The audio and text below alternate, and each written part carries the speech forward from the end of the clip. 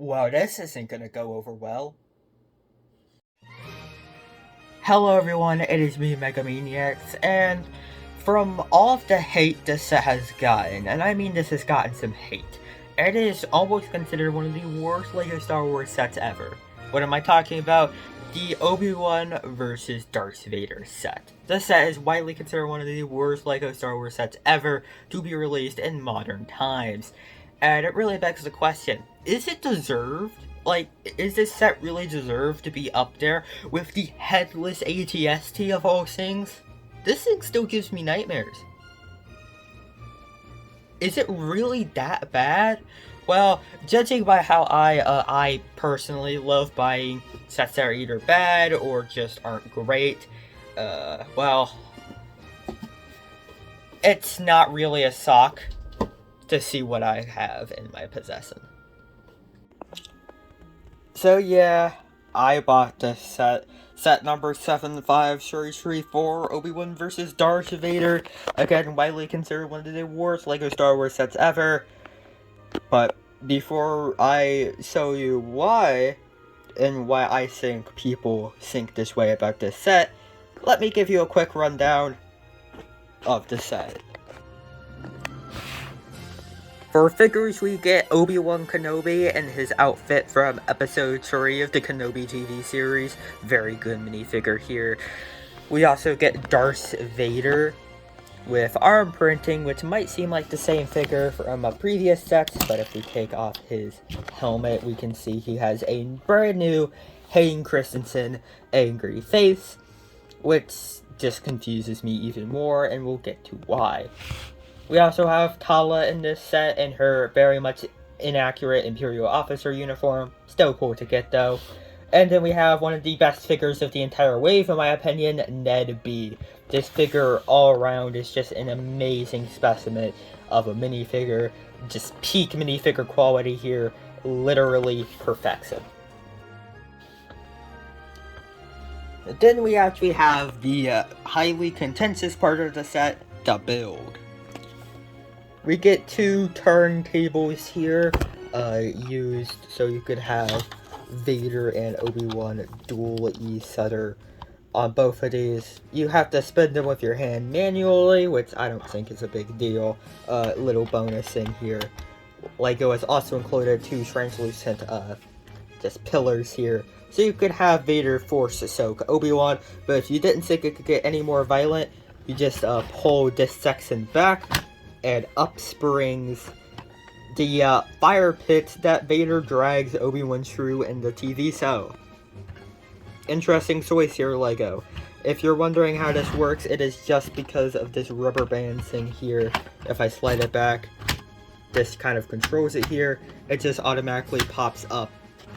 So you just, to reset it, you just push that down, pull that back, and it just automatically pops up when you pull this section back, which honestly was something I was not expecting.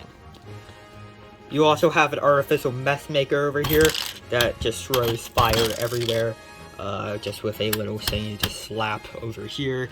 Just throws these little C pieces literally everywhere.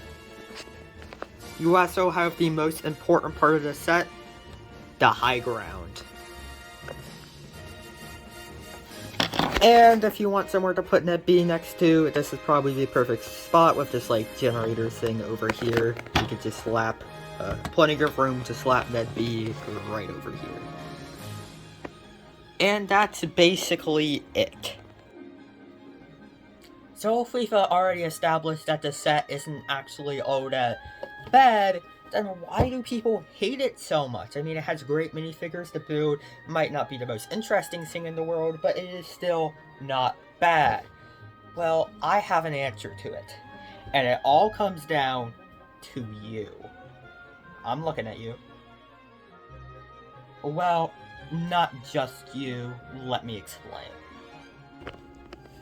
See, the set was kind of hyped up with the fans, being the image that was representing the rumors of the set being this epic duel on Mustafar. Obviously didn't happen in the show, but it kind of set the mood for what people expected from this set, and when they got a basically glorified gray base plate, they were understandably pissed. But also, there is a better duel from the show. Full spoilers for the final episode of Kenobi. So in the final episode, Obi Wan fights Vader for the second time, and Obi Wan basically wipes the floor with this man. It's very much a way better duel than this. It is one of the best, it is probably the best TV show duel, like live action TV show duel we've had. It's great. But why didn't LEGO make that? We could have had so many better play features. Maybe play features do bury Obi-Wan in the rocks. Something like that, more of an interesting terrain than this kind of just flat, gray base plate.